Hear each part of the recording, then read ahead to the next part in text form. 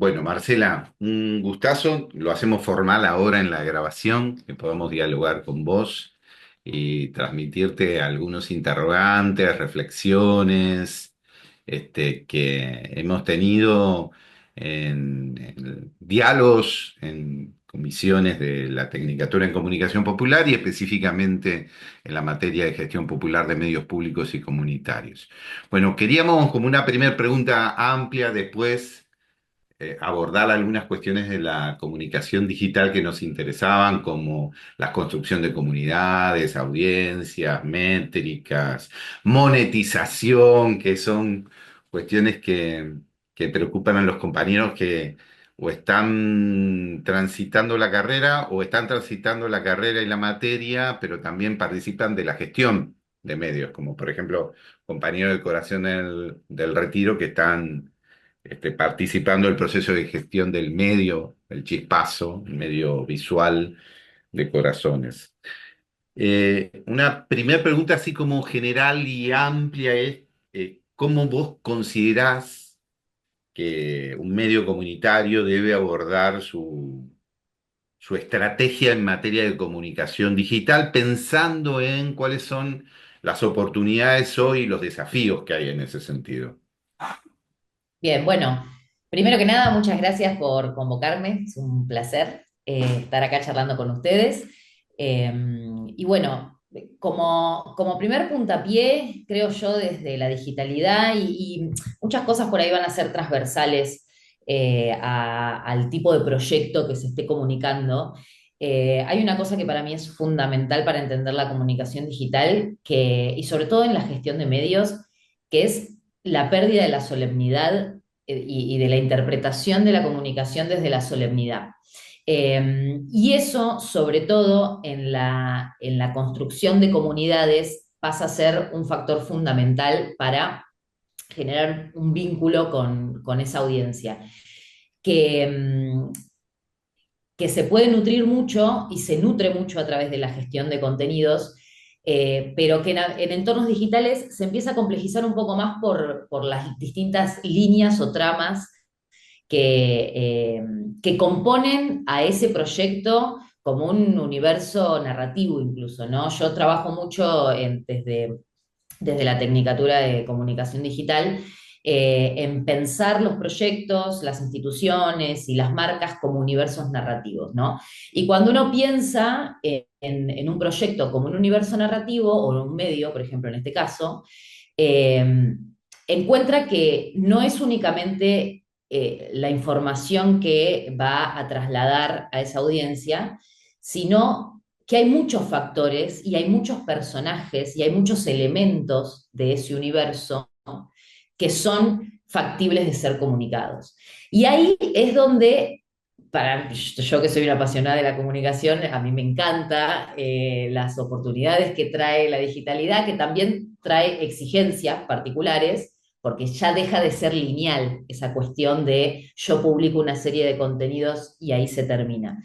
Los contenidos son casi que la excusa para generar ciertas conversaciones, ¿no? Y ahí es donde entra la dimensión eh, de cómo puede uno construir una comunidad. Bueno, uno construye comunidades hablando con la gente, ¿no? Siempre para mí hay una línea fundamental para entender la comunicación que es interpretar el sentido común, ¿no? ¿Qué es lo que nos pasa a nosotros con un otro, con una otra?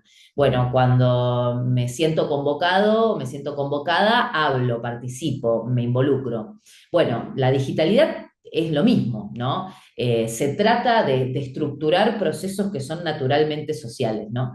Estratégicamente, obviamente, y para bajarlo un poco más a tierra, hablo de que un medio no solo tiene que comunicar el propósito que tiene para comunicar o la información que trabaje, sino que también tiene que comunicar cómo gestiona ese medio, qué hay detrás de ese proyecto, quiénes lo componen, cuáles son los desafíos del día a día. Y ahí es donde entra la cuestión de la pérdida de la solemnidad, que a mí me parece eh, el cambio de paradigma entre las estructuras comunicacionales tradicionales versus las digitales, ¿no? A la gente la convoca las personas. A las personas siempre conectan con otras personas.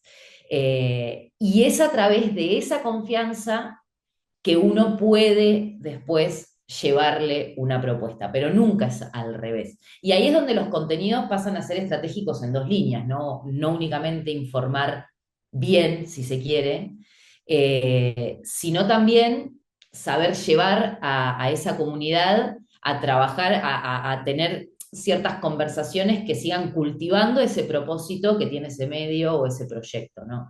Y ahí hay dos líneas. Lo primero, la multiplicidad de contenidos y la multiplicidad de formatos. Los medios tienen que hablar, todo, digo, los proyectos, las marcas, digo, la comunicación digital tiene que hablar todo el tiempo de muchas cosas. Y ese es el gran desafío, creo yo, de esta era. Por eso es tan importante conocer quién está del otro lado, ahí es donde entran las métricas, ¿no? Que lo mencionaban, conocer quién está del otro lado y construir con ese otro, ¿no? No únicamente pensarlo como, ah, bueno, ¿quién es? Y qué le puede interesar. Bueno, ¿quién es? ¿Qué le puede interesar? ¿Y qué tiene el otro también para proponer que pueda nutrir mi propuesta comunicacional? Está buenísimo lo que contás. Uno de los debates que se va en la comisión muchas veces por los equipos de gestión de proyectos comunicacionales como los comunitarios, muchas veces sostenidos desde los voluntariados, ¿no? Es decir, bueno, el incidir en las redes es decisorio, no se puede no pensar en una estrategia de sostenibilidad sin tener en cuenta las redes, pero bueno, también tenemos ciertas posibilidades. Entonces, a veces lo que vamos a hacer es trasladar los contenidos que producimos a las redes y vos estás planteando, bueno, esto no es así, la estrategia tiene que pensarse en pensar en otros tipos de contenidos y en multiplicidad de contenidos y formatos. Si vos no tuvieras que tirar como un abanico de eso, de qué contenidos y formatos, está bueno lo que dijiste, son los contenidos que producimos, pero son también los contenidos los que cuentan lo que hace el medio, ¿no?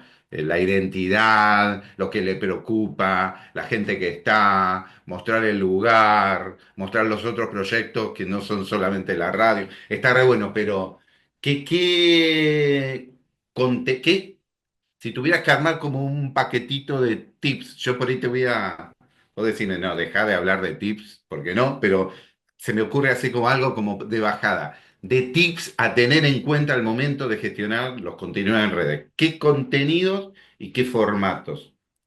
Bien, y te hago un comentario sobre lo primero que decías, que me parece interesante, que muchas veces no se trata, yo también trabajo mucho en esto, ¿no? De maximizar el relato o el hecho lo más que podamos.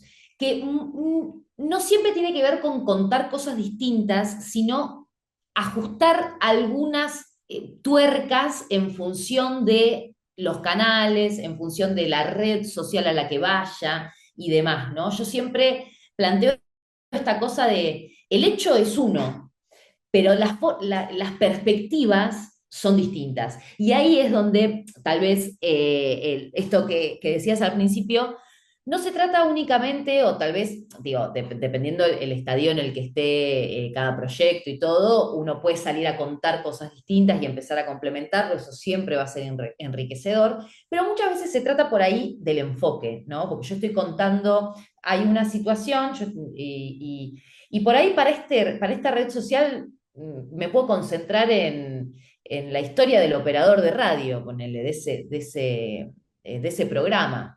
Y en Instagram puedo hacer un resumen de ese programa que acaba de salir y hago un carrusel que cuenta en 5 frases las cosas más importantes que sucedieron en ese programa.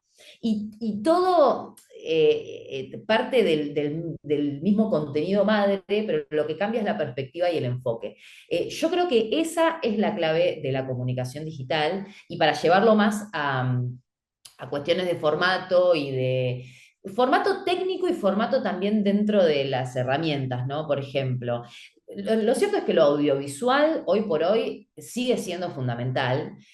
Sí, lo que se está viendo cada vez más es la variación en los formatos. Antes, hace un año te decían, si no haces reels, no vas a tener visibilidad, ¿no? Si no haces un video y todo tiene que ser vertical y todo tiene que ser video.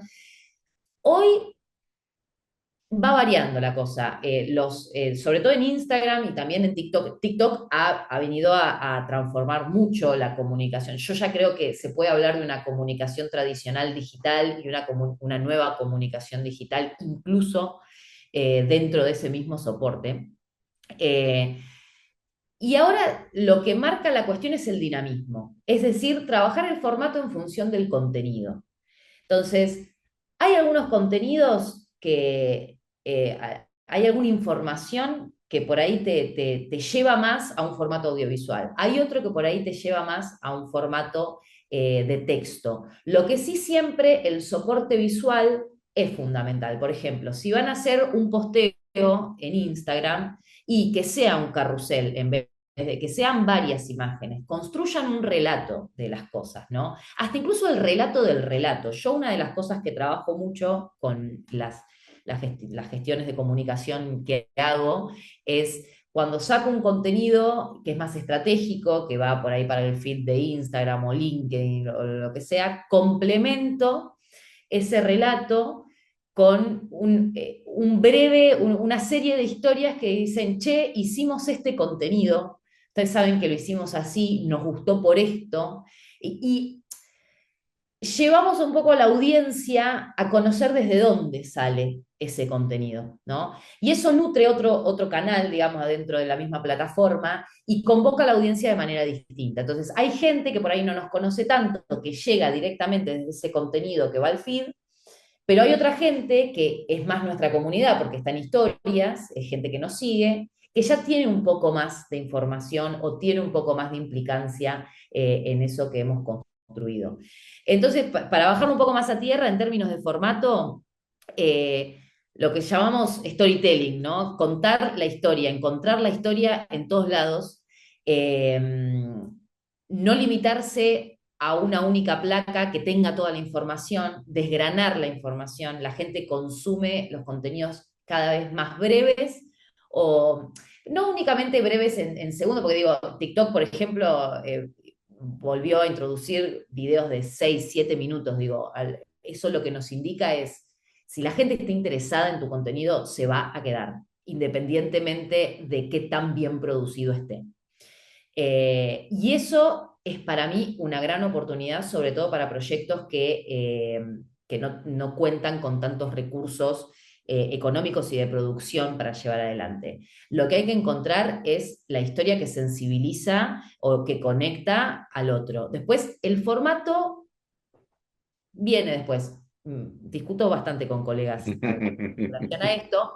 Eh, pero sí, el soporte sigue siendo audiovisual, sigue siendo gráfico, digo, todo lo que es imagen sigue siendo importante. Si yo escribo un texto, es mejor acompañarlo con una imagen que también tenga un texto breve, digo, algo que pueda ser consumido en 2 segundos, pero que también se pueda guardar para seguir profundizándose, ¿no?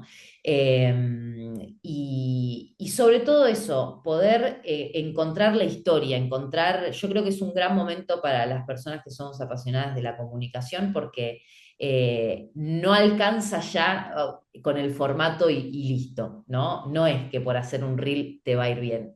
Te tenés que meter en la historia, en la historia de tu proyecto, en la historia de tu propósito o en la historia que estés contando. Después el formato, si vos logras que la gente interprete eso, el formato va a ser secundario. Obviamente que cuanto mejor lo optimices o más dinámico sea en relación a la lógica propia de cada red social o cada plataforma, es probable que mantengas un poco más la atención del usuario y un montón de cosas, eh, pero asociándolo a esta pérdida de la solemnidad, eh, si entendemos que la comunicación digital no es solemne, entonces el formato no va a ser más importante que el contenido. Está buenísimo. No sé si me fui muy por las No, ramas, no, vamos, no, vamos no, no, pero está todo bueno. Está re voy bueno, bajando. está re bueno. Ahora quiero Puedo, que vayamos. Sí, claro, dale, dale, dale, Rick. antes de pasar a otro tema, porque por ahí me llama mucho la atención lo que Marcela nos comparte, yo me quedo pensando en términos, digamos, de objetivos político-comunicacionales que muchas veces nuestros medios comunitarios alternativos y populares tienen. Hay una realidad respecto del día a día, de lo informativo y de la realidad que es buscar siempre romper los cercos mediáticos que hacen que las informaciones propias, locales, territoriales, no puedan instalarse en el ecosistema de medios informativos, ¿no? Entonces siempre hay como una necesidad en la estrategia comunicacional de encontrar un modo de romper los cercos mediáticos. Siempre ha estado así porque obviamente no representamos los medios hegemónicos, tampoco las grandes corporaciones mediáticas. Allí emergen, digamos, todo este sistema de medios y redes sociales, eh, y ahora también con toda la lógica de sus narrativas y sus formas de poderlas comprender, entender e intervenir. Y ahí la pregunta, ¿no? Seguir produciendo con identidad y, y, y entendiendo ese ecosistema complejo digital para poder viralizar o producir con narrativas que apuesten a la masividad, que es algo que se pretende también, o sea, no perdemos la intencionalidad de lo masivo porque es lo que nos permite romper los cercos mediáticos, pero ¿cómo?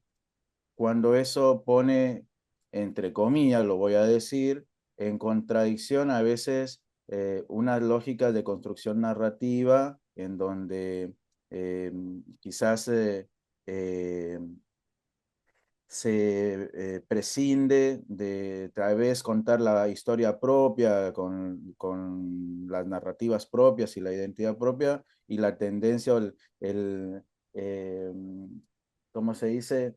Eh, la impronta de terminar cayendo en hacer ciertas cuestiones más generales, generalizadas para buscar esa masividad. Hay como una cuestión que a veces, no sé si es contradicción, pero a veces duda, porque por un lado te están diciendo estos ecosistemas, busca tu nicho para poder llegar a más, pero bueno, nuestras comunidades, nuestros territorios es nuestro nicho y la masividad también es algo que se pretende al mismo tiempo.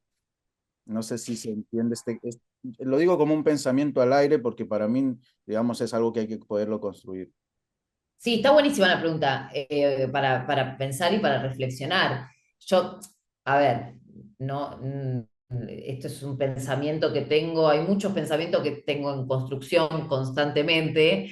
eh, yo sí lo que creo en esto de la multiplicidad, ¿no? Y de la complejidad de los ecosistemas digitales, que tiene un poco que ver con hacer un poco de todo, ¿no? Y también entender qué rol ocupa cada parte de tu audiencia en la sustentabilidad de tu proyecto. Eh, ¿Y a qué voy con esto? Por ejemplo, hay contenidos que está bien que sean más generales tal vez o que busquen amplificar tu alcance. De toda esa gente que lo vaya a ver, te vas a quedar con algunos, ¿no? Algunos van a encontrar en ese proyecto algo de valor y se van a quedar. Pero ese contenido lo que te permite es tal vez una inyección de visibilidad que después se va a reducir, pero va a aumentar tu comunidad. Ahora, no podés hacer solo eso, ni podés no hacerlo, ¿no? Entonces, en ese sentido yo creo que el contenido que es por ahí más, bueno, yo no me dedico particularmente a la comunicación digital de proyectos comunitarios y demás, ustedes sabrán más sobre esto, pero por ejemplo, yo trabajo mucho con comunicación institucional y una de las líneas que hacemos es contenido más inspiracional, más general y demás, que por ahí interpela a varias personas más y que eso genera un tráfico y que después se quedan algunos, que esos son los que nos interesan. Pero en realidad para quedarnos con algunos, si solo le hablamos a algunos, no vamos a llegar a más para después filtrar. Ahora, eso solo no nos alcanza, porque hacer contenido para viralizar no tiene sentido, y menos tiene sentido ahora. Hace 5 años puede ser, pero hoy el contenido viral hay una cosa con las redes sociales que por eso hablo de los formatos tradicionales de redes sociales, ya que me parece que estamos en un momento como para empezar a hacer esa diferencia. Cuando surge la comunicación digital y demás, todo era la viralidad y el like y la visibilidad. Hoy, la comunicación de plataformas, la comunicación algorítmica, eh, premia a tu contenido por otros parámetros, que tiene que ver con la atención que podés retener del usuario, con la capacidad de sostener ese vínculo con el usuario, no tanto con si le gustó mucho o le gustó poco. Eso lo que te va a dar es tal vez una inyección de visibilidad, que en relación a lo que decías, mi consejo es no se queden con un único tipo de contenido en términos de propósito, no en términos de formato. Hay contenidos que por ahí son más de posicionamiento que por ahí son más polémicos, que generan una mayor visibilidad y eso sirve para después encontrar a esas personas que vos sí querés retener. Pero eso no puede ser lo único ni puede dejar de existir. Para eso, de todas maneras, sí o sí vas a tener que entender quién es al que querés retener, ¿no? Digamos, por un lado, lo del nicho a mí me parece que está bien, porque hay tanto circulando que la única manera es anichar de algún modo, pero también la forma de encontrar nueva gente es viendo a ver quién saliendo a la calle, ¿no? A la calle digital, podríamos decir, y después ir filtrando. Eh, Eso es lo Sí. que pienso, ¿no? Que se pueden usar contenidos con distintos objetivos. Y una cosita Ok. más que recién recuerdo que quería decir, es eso, es entender que por ahí no todos los usuarios van a ser lo mismo. Hay usuarios que te van a servir, lo pongo en términos bien prácticos, hay seguidores que te van a servir para darle sustento a tu cuenta y que tu cuenta tenga una cantidad de seguidores que le dé validez, y hay otros usuarios que te van a servir para generar una comunidad real y por ahí darle sustentabilidad económica a tu proyecto con una suscripción digo, hay distintos niveles de compromiso de la audiencia. Hay gente que te va a seguir porque el contenido le parece divertido, hay gente que te va a seguir porque el contenido le parece interesante, hay gente que te va a seguir porque banca tu idea y no te va a consumir. Y está bien, porque lo que no está bien es no tener en claro cuál es el objetivo final que tengo yo con ese canal, ¿no? Porque si no, no vas a poder poner en funcionamiento los recursos que tenés para obtener ese objetivo. Mientras te escuchaba, se me venían también algunas cuestiones que charlamos en la comisión y me venía nuevamente este concepto de romper la solemnidad y pensaba que estas dos dimensiones de producción de contenido, con la oportunidad que da la comunicación digital, te permite también incorporar a una audiencia que quizás no le incorporarías otro contenido más ligado al proyecto político, ¿no? Digo, cómo utilizar me venía a la cabeza, desde el mostrar dónde funciona tu radio, pensaba en algunas de las historias de nuestras radios. Qué sé yo, el Chispazo está en un club. Bueno, ¿y qué pasa en el club? Pequeños contenidos en donde veas a los pibes haciendo alguna disciplina y contando ese universo, o donde puedas mostrar a el hincha. Se me venía a la cabeza otra radio comunitaria que funciona en el corazón de un club en el norte de Córdoba, que transmite, bueno, transmite los partidos, mostrar al hincha de ese club, ¿no? En donde mientras funciona la radio, al lado está la cancha de fútbol donde está el hincha, ¿no? O pensaba Rick Aijuna que funciona en una parrilla. Bueno, mostramos nuestra radio, es una parrilla. Al lado del estudio está la parrilla donde hacemos el asado, ¿no? Bueno, esos contenidos que te meten por lo menos, o te permiten introducirte en otras audiencias donde de golpe se te abre una puerta para a esa otra audiencia que capaz que no te meterías con otro tipo de contenidos, puedes tener la posibilidad de meter tus contenidos, ¿no? De tu Totalmente. proyecto político-cultural. Totalmente, y eso es lo que enriquece, y por esto hablo bueno, tu audiencia por niveles de compromiso en realidad o por Total. interés. Hay una cosa que se dice mucho, que en las redes sociales la gente busca, hay que informar, entretener o educar. Digo, en alguna de esas tres esferas tiene que estar tu contenido, porque la gente busca adquirir algún nuevo conocimiento, o informarse de algo, entretenerse o sentirse motivado. Entonces, en el mejor de los casos, cualquier estrategia de comunicación digital lleva aporta contenido en alguna de esas tres líneas. Después lo que uno tiene que entender es qué es informar o qué es educar para el proyecto, qué es inspirar, qué los inspira a las personas que nos escuchan, y qué le interesa saber a la gente que no, o con qué se entretiene esa gente. Está Y buenísimo. entonces, digo, esa es una forma también de pensar la comunicación, porque mal que mal las redes sociales no dejan de ser plataformas en lo que uno busca eh, pasar el rato, ¿no? Entonces, eso que vos comentabas, Martín, es la manera también de enganchar a gente de distintos lados. Yo cuando decía, bueno, hay gente que por ahí te va a seguir y va a ver algunos de tus contenidos, pero sobre todo va a estar comprometido con que vos existas como medio, ¿no? Y Ujú. eso tiene mucho valor también. Y hay formas de atraer y de conquistar esa audiencia también.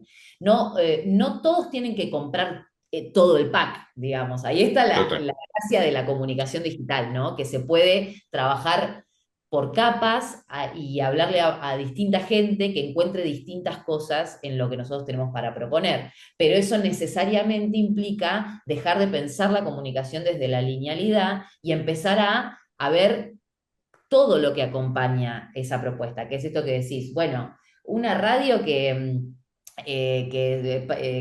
transmite en una parrilla o en un club, que pasan un montón de cosas, hay un montón de historias ahí, es súper rico, ¿no? Eso es hasta incluso lo más lindo para mí de la comunicación de hoy, que nos mantiene atentos y atentas a encontrar eso, a la singularidad, ¿no? La particularidad y las pequeñas historias que, que en realidad son lo que componen a nuestro mundo, ¿no? Porque cuando uno está en la calle y conoce a alguien, dice, ah, mira que esta persona es, wow, zarpado lo que hace, ¿no? Y bueno, Está y eso, buenísimo. ¿viste? Está buenísimo. Muchas veces las cosas son más simples de lo que uno cree, ¿no? Pero es difícil trasladarlo. Ahora vuelvo a esto de que está bueno porque iba a seguir por lo menos comentándote algunas cuestiones de cómo construir comunidad y ya tiraste un dato, bueno, construir comunidad desde diferentes niveles, y hablar de las métricas, cómo medimos eso, cómo sabemos que hay comunidad, cómo laburamos eso. Pero voy a una pregunta más operativa, que tiene que ver con lo que nosotros decimos sostenibilidad organizativa. Bueno, ¿cómo se sostiene organizativamente la producción de contenidos para redes? Si vos tuvieras que pensar, digo, bueno, mañana el chispazo dice, bueno, en nuestra estrategia de redes la tenemos que empezar a implementar. ¿De qué equipo mínimo estamos hablando para sostener? ¿Qué cantidad de producción en redes para no desaparecer en el intento? Y en esta multiplicidad de redes, ¿por dónde empezar? Bien, mirá, yo La planificación, yo soy línea planificación, además de la licenciatura, así que acá es donde me pongo a evangelizar sobre la planificación, pero realmente digamos, las redes sociales, así como tienen todo esto, tienen una exigencia muy grande, porque, digo, para comunicar todo esto hay, y también para mantener la visibilidad, ni siquiera para mantener la visibilidad algorítmica, sino para mantener el vínculo con esa comunidad, hay que nutrir de contenido prácticamente constante. O sea, yo te diría así como para ponerlo en Instagram, historias todos los días y contenidos estratégicos de feed, 3, 4 por semana, si es un medio, ¿no? Después si es otro tipo de proyecto, por ahí 2 está bien, uno como mínimo, 2 idealmente, 2 o 3 en el mejor de los casos. Ahora, teniendo algo para contar, si vos no, si vas a rellenar, es mejor no decir nada. Y ahí es donde la planificación es clave. Yo ahí pienso mucho en estructuras de contenido. Un equipo mínimo, alguien tiene que estar pensando con un otro, idealmente, dos personas, yo diría que es clave, y una tercera que ejecute, bueno, después, obviamente, si hay diseño y demás, y 3 personas como mínimo, me parece que estén pensando cómo llevar adelante integralmente la comunicación, desde lo operativo, pero desde lo estratégico también, importante. Y después, yo siempre pienso que la comunicación digital tiene que acompañar lo que sucede en el proyecto. No, uno no tiene que producir para los canales. La comunicación tiene que acompañar aquello que sucede, eh, aquello que suceda con ese proyecto, esa marca o lo que sea. Entonces ahí ya podés estructurar un poco más las cosas en términos de formato y en términos de producto. Entonces, si vos sabés, por ejemplo, sigo con el esquema de radio porque también vengo de ese palo, entonces me es más fácil de pensar. Yo sé que tengo un programa semanal. Ese programa semanal es de 2 horas. En ese programa tenemos siempre un invitado, tenemos una columna y tenemos una parte más de novedades sobre algo. Bueno, de esos 3 yo ya sé que de esa transmisión me voy a sacar eh, el recorte de momentos clave de cada uno de esos momentos del programa, de la información que haya trabajado ese programa, voy a sacar un carrusel más informativo o más educacional, y además el día de esa transmisión voy a hacer una serie de historias, o esas publicaciones las voy a acompañar en historias. Entonces yo ya sé que cada vez que tengo un programa, hago esa serie de contenidos. Y esos contenidos los disperso a lo largo de la semana. Eso es un pilar, el programa. Ahora, bueno, el medio. Bueno, del medio vamos a trabajar estas 3 líneas. Vamos a hablar siempre de los trabajadores, vamos a hablar siempre de nuestro propósito y vamos a hablar siempre de los temas que nos interesan. Por cada uno de esos pilares vamos a generar como mínimo 3 o 4 contenidos en este formato y 3 o 4 contenidos en este formato. De esa manera, y después, no sé, vas estructurando bueno, cada vez que haya un evento particular que suceda acá, lo vamos a cubrir con video y con foto, y como mínimo vamos a subir un reel con una síntesis de lo que sucedió, con voz en off, y vamos a hacer un carrusel con las fotos que hayamos sacado. Entonces, de esa manera vos ya sabés más o menos cómo cubrir todo lo que sucede, en vez de sentarte y decir, bueno, ¿de qué vamos a hablar este mes o esta semana? ¿No? Esa estructura más de trabajar por pilares te va también permitiendo ver qué funciona, qué no, digo, decir, bueno, si yo por cada vez que hago esto, por ahí me quedo corto con estos contenidos o por ahí es demasiado, no me da esta información para generar tanto contenido, cómo lo puedo nutrir, pero lo que te permite eso es no correr tanto atrás de tener que publicar algo. Y esto que yo decía de maximizar los relatos tiene que ver con eso, ¿no? Bueno, y nutrirte de alguna, de algún contenido madre, ¿no? Sobre todo, por ejemplo, en medios que son gráficos, yo siempre digo lo mismo, bueno, si vos tenés la nota escrita, esa nota escrita se puede trabajar, se puede desglosar, encontrar subtópicos, esos tópicos se pueden reformatear y hacer carruseles o hacer otro tipo de contenido, y vos tenés la base, que es esa nota, que es gráfica, ¿no? Pero después, la manera yo trabajo así con una consultora que genera, es una consultora de comunicación que genera mucho conocimiento, digamos, newsletter y ese tipo de cosas, y trabaja tópicos en específico en su blog. Ahora, la gente no consume tanto el blog, pero la información es re valiosa. Entonces es como, bueno, mira, esta nota está buenísima, pero es re larga, entonces, ¿por qué no lo hacemos en 3 bloques y vamos sacando distintos contenidos que siempre lleven a esa nota por si quieren profundizar, pero que hacen que la gente la digiera de otra manera, ¿no? Eh, y así también tenés más cintura vos para no estar siempre pensando qué tengo que publicar, pero también permitís que otras personas lleguen a esa información, porque si vos solo tenés el link a la nota, hay un montón de gente que vas a perder en el camino. Buenísimo. Término, Vuelvo a comunidades.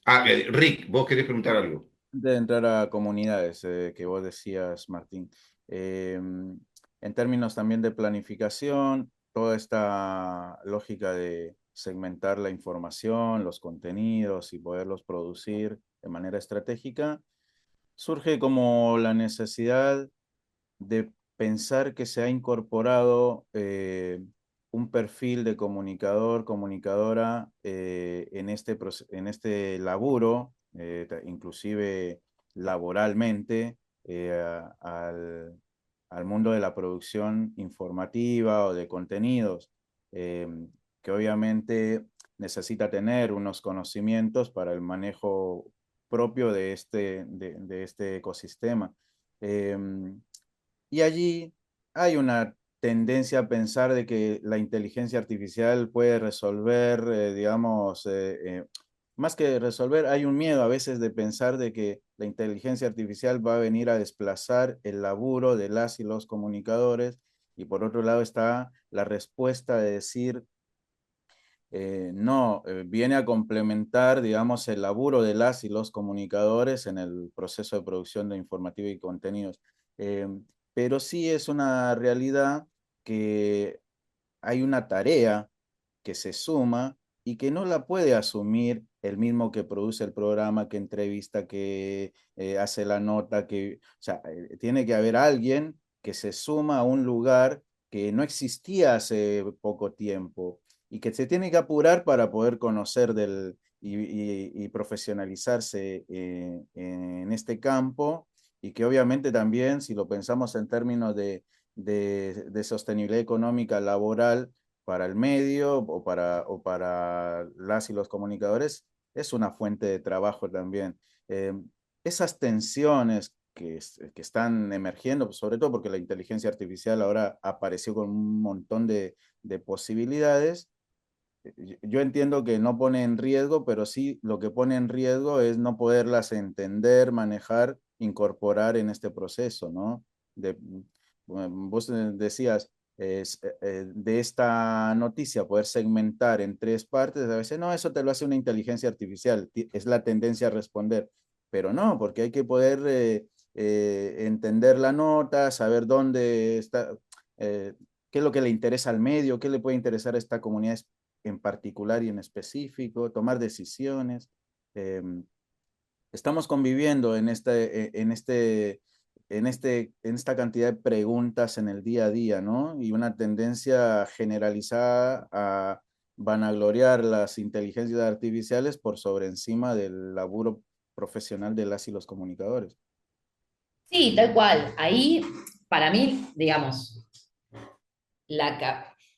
ahí es donde entra de verdad el concepto de comunidad, ¿no? Porque la inteligencia artificial lo que te puede es ayudar muchísimo a resolver rápidamente lo que vos quieras lograr.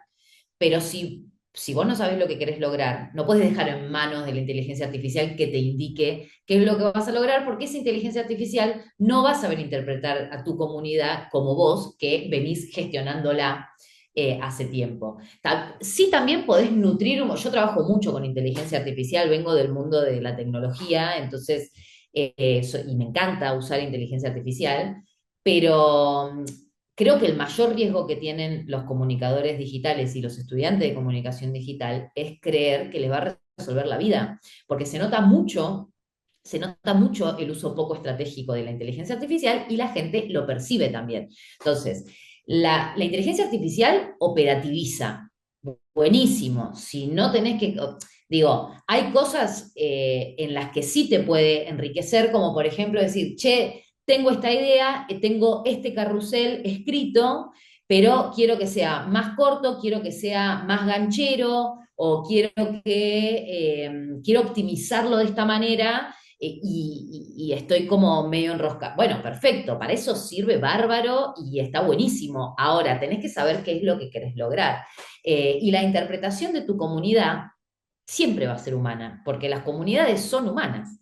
Entonces, ahí siento que se pierde mucho de vista el verdadero desafío, sobre todo de los estudiantes de comunicación, que es no analizar críticamente la herramienta y no utilizarla críticamente. Porque incluso esto, nutriendo la inteligencia artificial de información de valor sobre tu comunidad, ese lugar es esencialmente humano y alguien va a tener que entrenar a esa inteligencia artificial de determinada manera. Y ahí es donde el rol digo, ¿y cómo se entrena a una inteligencia artificial? Desde la palabra. Entonces, a mí cuando mis alumnos vienen a decirme, no, porque nos vamos a quedar todos sin laburo, que esto, que lo otro, y digo, pero escúchame, vos, ¿qué hacemos en comunicación? Ahí digo, ¿qué hacemos en comunicación? Hablamos, escribimos y producimos ideas y las sabemos transmitir. Bueno, eso va a ser cada vez más importante porque la única manera que tiene la inteligencia artificial de comprender cómo hacer una tarea de la mejor manera es a través del habla o de la escritura. Entonces, yo estaría mucho más preocupada si fuese abogada que si fuese comunicadora, porque el comunicador o la comunicadora tiene básicamente un tipo de formación de pensamiento. Y el pensamiento lo que te permite es resolver múltiples problemas. Y por eso creo que las carreras más creativas, más vinculadas a las ciencias sociales o al pensamiento crítico y a la interpretación cultural, son las que tienen toda la de ganar. Porque todo lo otro, todo lo técnico, va a ser fácilmente resuelto. Y yo recontrabanco que se use inteligencia artificial y sobre todo digo en medios que por ahí no cuentan con tantos recursos para un montón de cosas, digo, hay una potencialidad bárbara, pero lo que vas a necesitar es mucha más cabeza. Vas a necesitar trabajar mucho más en entender el propósito de tu proyecto y hacia dónde querés ir y qué querés lograr con esa inteligencia artificial. Vuelvo a el tema métricas. ¿Cómo Sí. definís las métricas? ¿Qué son las métricas? ¿Cómo se las analiza? ¿Y cómo las puedo fortalecer en el sentido de darme cuenta que estoy construyendo comunidad en los niveles que vos planteabas? O bueno, o cómo se las piense. Bien, la métrica, si tuviese que definirla, es lo que me permite saber si voy bien o si tengo que hacer algo distinto. O si lo que me permite saber si tengo que modificar algo. No sé si voy bien necesariamente. Y ahí vuelvo de nuevo a la planificación y a la estrategia, ¿no? Hay métricas que van a ser más importantes dependiendo lo que vos estés buscando y en el momento en el que lo estés buscando. Entonces, si tengo que dar una primera. Y la métrica, sobre todo la orgánica, es la que te va a dar información de valor sobre lo que estás aportando vos en la digitalidad. Eh, las redes sociales te dan información básica sobre contenido guardado, likes, visibilidad, todo ese tipo de cosas. Ahora, quien dota de sentido a esas métricas sos vos. Sobre todo para entender qué es lo que le copa a tu audiencia, ¿no? Lo que le copa, lo que le interesa o lo que le sirve, ¿no? En esta lógica de la información, la educación, el entretenimiento y la inspiración, bueno, ¿cuál es la respuesta de las audiencias a los distintos tipos de contenido? Y eso implica casi que un análisis cualitativo más que cuantitativo. O sea, el número te sirve, pero lo tenés que poner en contexto, y tiene que ser constante, constante, porque las tendencias en la conducta de la audiencia se notan.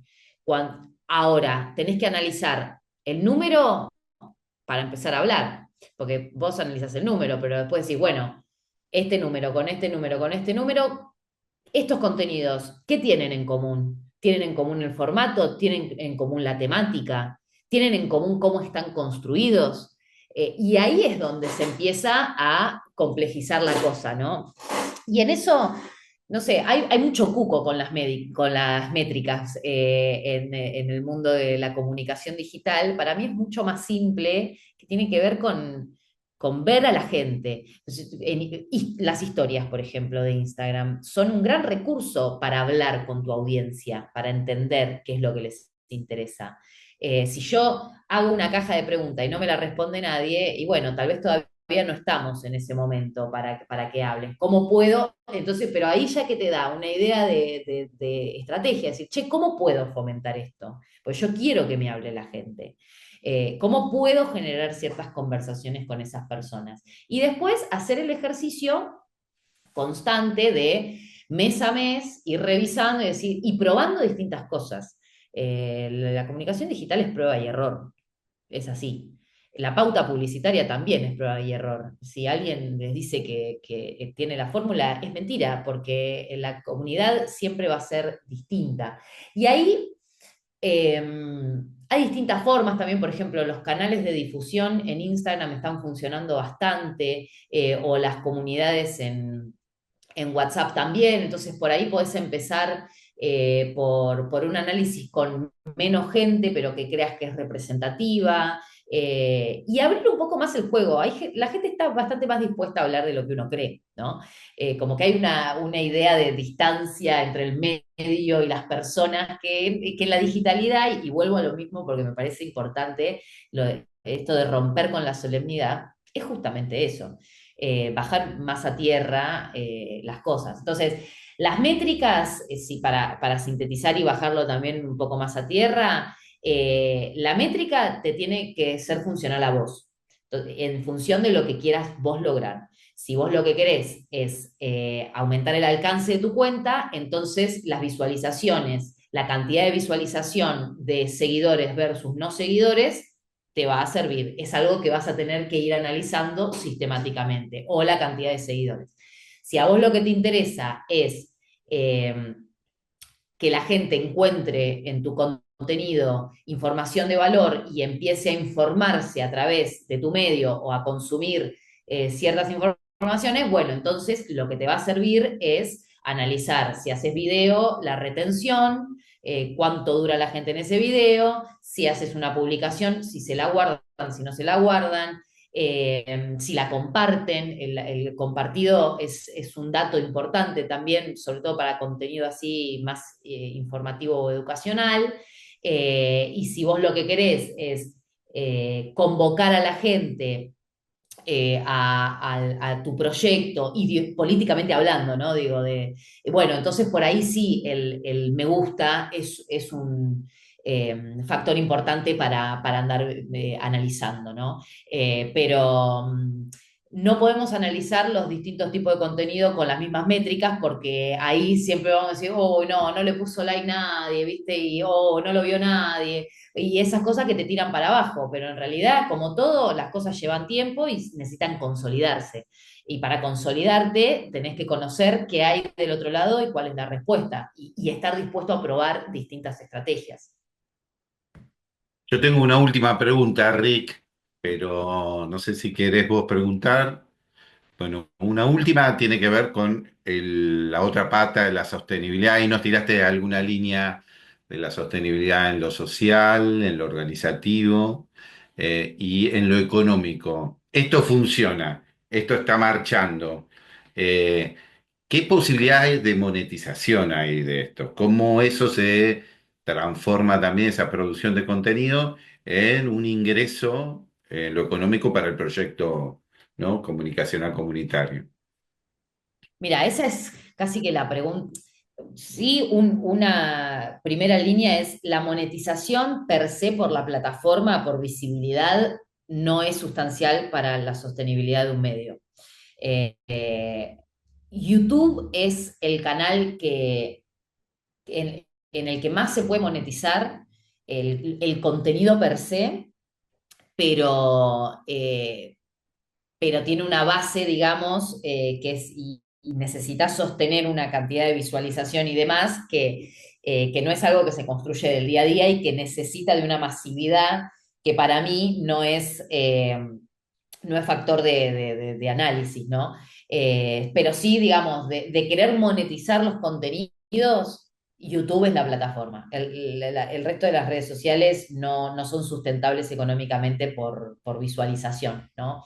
Lo que sí te permiten las redes sociales eh, es la sostenibilidad económica a través de, o sea, fomentar esa confianza y ese vínculo con tu comunidad para que eventualmente eh, puedan bancar tu proyecto o una parte de tu proyecto. Lo cierto es que en lo que se ve, digamos, de medios 100% digitales, hay dos líneas, digamos. La visibilidad te permite por ahí generar vínculos institucionales o con marcas y demás que puedan bancar tu proyecto por un lado, pero lo otro siempre está vinculado a que haya gente que banque tu proyecto económicamente, ¿no?